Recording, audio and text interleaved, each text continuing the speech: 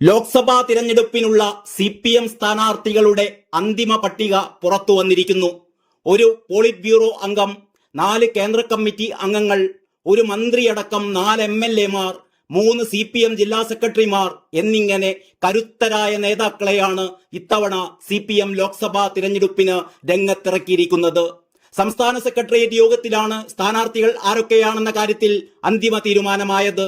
സാധ്യതാ പട്ടികയിൽ ഉണ്ടായിരുന്ന ചിലരെ നിലനിർത്തിയും മറ്റു ചിലരെ ഒഴിവാക്കിയുമാണ് അന്തിമ പട്ടിക. സ്ഥാനാർത്ഥികളുടെ അന്തിമ പട്ടികയായെങ്കിലും ഔദ്യോഗിക പ്രഖ്യാപനം ഈ മാസം 26-ന് മാത്രമേ ഉണ്ടാവൂ. സംസ്ഥാന നേതൃത്വത്തിന്റെ തീരുമാനത്തിന് ശേഷം PB അനുമതിയോടെയായിരിക്കും ഔദ്യോഗികമായി സ്ഥാനാർത്ഥികളെ പ്രഖ്യാപിക്കുക. സാധ്യതാ പട്ടികയിൽ ഉണ്ടായിരുന്നതുപോലെ ആലത്തൂരിൽ മന്ത്രിയും CPM കേന്ദ്ര കമ്മിറ്റി അംഗവുമായ K രാധാകൃഷ്ണൻ തന്നെയായിരിക്കും മത്സരിക്കുക. കേന്ദ്ര കമ്മിറ്റി അംഗങ്ങളായ KK Shailaja MLA വടകരയിലും TM Thomas Isaac പത്തനംതിട്ടയിലും എളമരങ്കരയും കോഴിക്കോടും മത്സരിക്കും.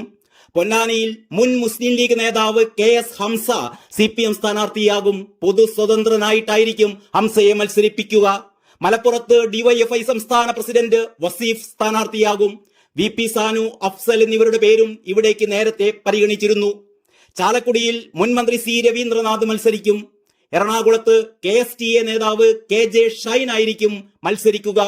യേശുദാസ് പാറപ്പള്ളി, KV തോമസിന്റെ മകൾ രേഖ തോമസ് എന്നീ പേരുകളും എറണാകുളത്തേക്ക് പരിഗണിച്ചിരുന്നുവെങ്കിലും KJ ഷൈനിനെ മത്സരിപ്പിക്കുവാൻ ഒടുവിൽ തീരുമാനിക്കുകയായിരുന്നു. പാലക്കാട് CPM പോളിറ്റ് ബ്യൂറോ അംഗം വിജയരാഘവനും, കണ്ണൂരിൽ CPM ജില്ലാ സെക്രട്ടറി MV ജയരാജനും, കാസർഗോഡ് CPM ജില്ലാ സെക്രട്ടറി MV ബാലകൃഷ്ണനും, ആറ്റിങ്ങലിൽ CPM തിരുവനന്തപുരം ജില്ലാ സെക്രട്ടറി V ജോയ് MLA-യും മത്സരിക്കും. കൊല്ലത്ത് M മുകേഷ് MLA ആയിരിക്കും മത്സരിക്കുക.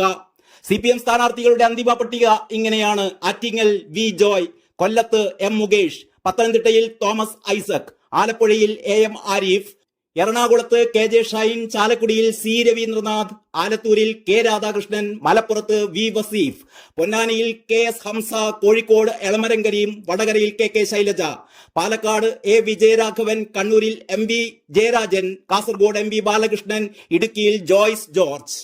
കഴിഞ്ഞ തവണ 20-ൽ 1 സീറ്റിൽ മാത്രം വിജയിക്കാൻ കഴിഞ്ഞ CPM-ന് ഈ തിരഞ്ഞെടുപ്പിൽ ഏതു വിധേനയെങ്കിലും സ്ഥിതി മെച്ചപ്പെടുത്തിയേ പറ്റൂ. അതല്ലെങ്കിൽ വരാനിരിക്കുന്ന നിയമസഭാ തിരഞ്ഞെടുപ്പിൽ ഭീകരമായ തിരിച്ചടിയായിരിക്കും ആ പാർട്ടിക്ക് നേരിടേണ്ടി വരിക. സംസ്ഥാനം അതിഭീകരമായ സാമ്പത്തിക പ്രതിസന്ധിയിൽ അകപ്പെട്ടിരിക്കുന്ന ഈ അവസ്ഥയിൽ 6 മാസത്തെ ക്ഷേമ പെൻഷനുകൾ പോലും കുടിശ്ശികയായി കിടക്കുമ്പോൾ, അവശ്യ വസ്തുക്കളൊന്നുമില്ലാതെ സപ്ലൈകോ പൂട്ടാനിരിക്കുമ്പോൾ, സബ്സിഡി സാധനങ്ങൾക്ക് പോലും വില കയറ്റിയപ്പോൾ, ഏറ്റവും ഒടുവിൽ SSLC പരീക്ഷ നടത്താൻ പോലും പണമില്ലെന്ന് സർക്കാർ പറയുമ്പോൾ, ഇങ്ങനെയൊരു പരാജയപ്പെട്ട സർക്കാർ ഒരു കാലത്തും കേരളം ഭരിച്ചിട്ടില്ലെന്ന് പ്രതിപക്ഷം കുറ്റപ്പെടുത്തുമ്പോൾ, അതിലൊക്കെയുപരി മുഖ്യമന്ത്രിയും മകളും അതിഭീകരമായ അഴിമതി ആരോപണങ്ങൾ നേരിട്ടുകൊണ്ടിരിക്കുമ്പോൾ, ഏതൊക്കെ കൊലകൊമ്പന്മാർ ഇറക്കിയാലും CPM-ന് ഈ വരുന്ന തെരഞ്ഞെടുപ്പിൽ ഏതെങ്കിലും സീറ്റിൽ വിജയിക്കാനാകുമോ എന്ന് സംശയമാണ്. TP ചന്ദ്രശേഖരന്റെ വധവുമായി ബന്ധപ്പെട്ട തിരിച്ചടി കൂടി CPM-നെ വേട്ടയാടിക്കൊണ്ടിരിക്കുമ്പോൾ ശൈലജ ടീച്ചറെ പോലുള്ള സ്ഥാനാർത്ഥികൾക്ക് പോലും രക്ഷയുണ്ടാവില്ലെന്നാണ് വടകരയിൽ നിന്ന് ലഭിക്കുന്ന സൂചനകൾ.